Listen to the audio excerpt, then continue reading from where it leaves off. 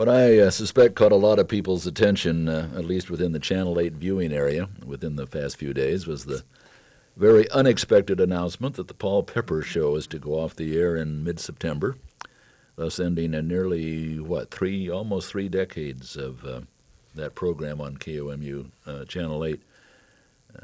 Lynda, this may fall into the category of inside baseball, but I don't know if you might have any insights into this or just your general reaction. Well, my general reaction is that it is sad for the community in a way that this was a unique program, or almost unique program. There are very few places in the country, especially places, communities as small as ours, that have this venue for people to go and talk about local events and local happenings, things that aren't news. And I think that for years that he has provided that outlet for people. The insight is simply this is no mean management ploy on the part of KOMU. They don't want to alienate their community, but it is very much a reality of advertising conditions right now, and KOMU has had the luxury for years of making quite a bit of money, and it's not in that situation anymore. And a lot of people who used to routinely be counted on to advertise with the station no longer are, and so subsidizing a program and providing additional funding. I mean, I do know that Paul Pepper for years got his own sponsors for the program. There wasn't some outside sales force that was providing the sponsors. So this particular segment of the program is brought to you by this particular sponsor. That those were about relationships that Paul built in the community, and he continued to bring those to the show. But those alone, I don't believe, were enough to fund the program, to pay for what needed to go on behind the scenes in order to produce that show. Yeah, I was going to say, talk about the production cost, because management did point out that this is a high-cost program. Any program is a high-cost program.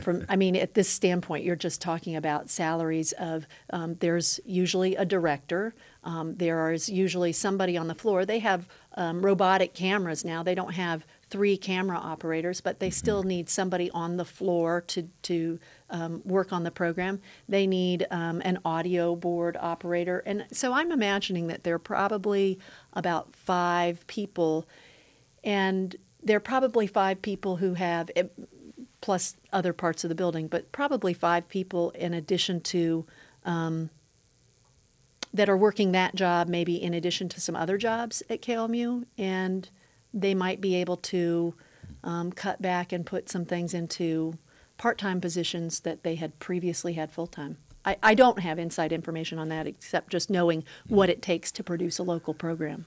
It's seldom that the editor-publisher of the Columbia Daily Tribune ever comments editorial about anything having to do with local television, but Hank Waters did that in his column yesterday.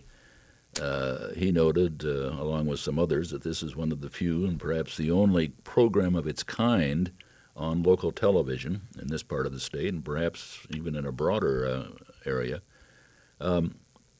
I suspect we may have a generation of viewers now who've never seen a television program produced locally except a newscast. Mm-hmm. And as Hank pointed out, it's probably the viewing preferences of the ever-growing younger audiences and the declining number of older viewers that may have contributed also to this. Any thoughts, Esther? Well, I think that's probably true, and also changing demographics. The time of day, I think, was not conducive to producing a big audience. So I think, it lost audience and it lost advertising, and it just got to the point where, the station just couldn't manage to make the revenue picture work. And I think they probably waited until the very last minute to make that decision. And I think it was the fact that overall it's harder to bring in revenues for TV stations right now that sort of added to the need to let the show go. But I thought that Hank did a great job in that column. He really said a lot of the same kind of things that Lynda shared with us this morning, and I appreciated the column. I really did. I thought it was good and useful for the people of Columbia.